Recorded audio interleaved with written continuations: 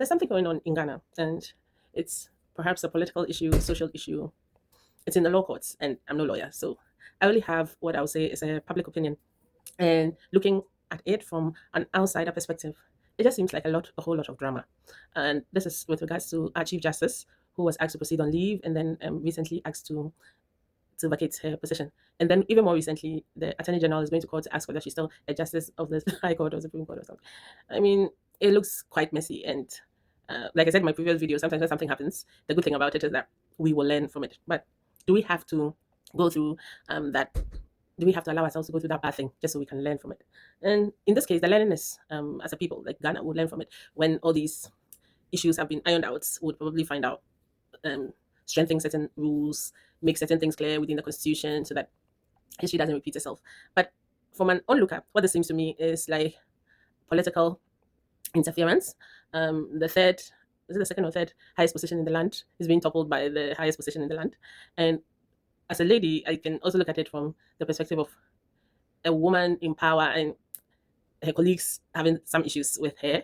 And when the chance was got, she's being toppled.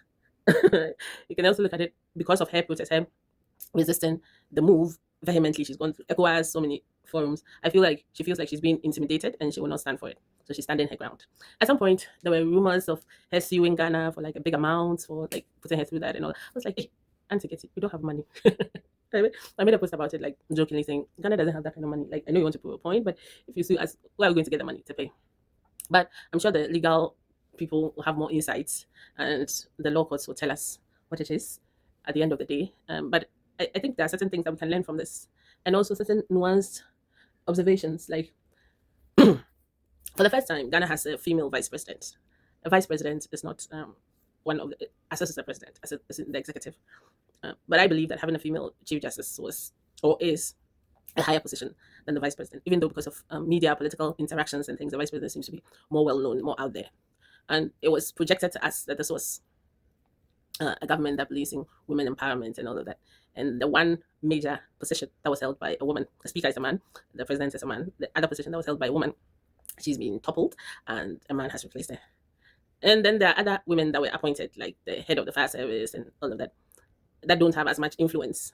So don't get me wrong, but I feel like we're using this woman empowerment, this quota thing, which was supposed to like help us get a foot in the door, as a limiting thing. So it's like, oh, at least there's one woman there, so one woman can go. Yeah, if at some point there were all men, then we could have an all-female government as well. Just saying. It wouldn't be that in our time they want to say, oh, let it be gender balance, let it be gender balance, let it be men too. There have been men all this while. And then even the way we treat the women, it's like when it comes to a woman in her position, it's almost always something personal. Oh, like there are men in positions currently who are actively rude, boisterous, like loud, so many things that a woman dare not be. Otherwise, she's full of herself, she's disrespectful, blah blah blah. And we tend to rely on, oh, we don't even like her. These are justices. They will definitely have stepped on a few toes here and there in the execution of their work. Do we want to bring issues of justice to public opinion? They are supposed to be judging our issues, not the other way around. And it has taken a funny political line where it seems almost as if like if someone wants to talk for her, then she must be against the current government. If someone wants to talk against her, if someone even feels that maybe the way we're handling this issue, it seems too much like we are pushing her out, and the case doesn't seem to have so much merit. But I'm afraid to say, because then it would seem like, oh, you're not supporting the government you voted into power. I've always been a humanist, a feminist, a truth teller, and that's not a good look, Ghana. She may be wrong, she may have broken some rules, but if we want to go down that line about heads of institutions breaking rules and being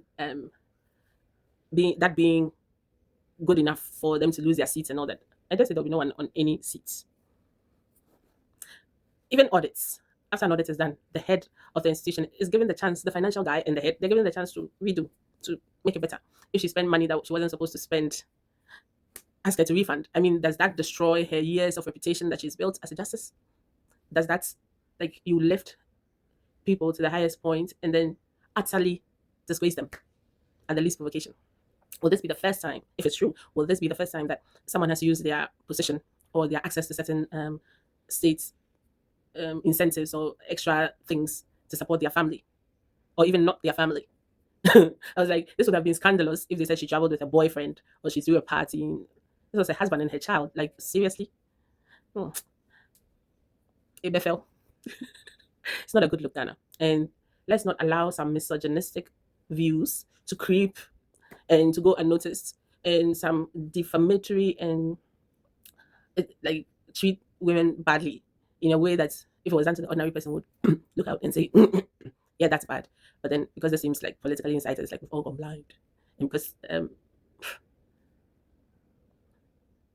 looks like bringing in Robin Peter to people, brought in a female vice president to make us feel like, oh, we like the females, and treated another one badly. Then it's like, how do we call this? It's not a good look. Ghana, it's not a good look.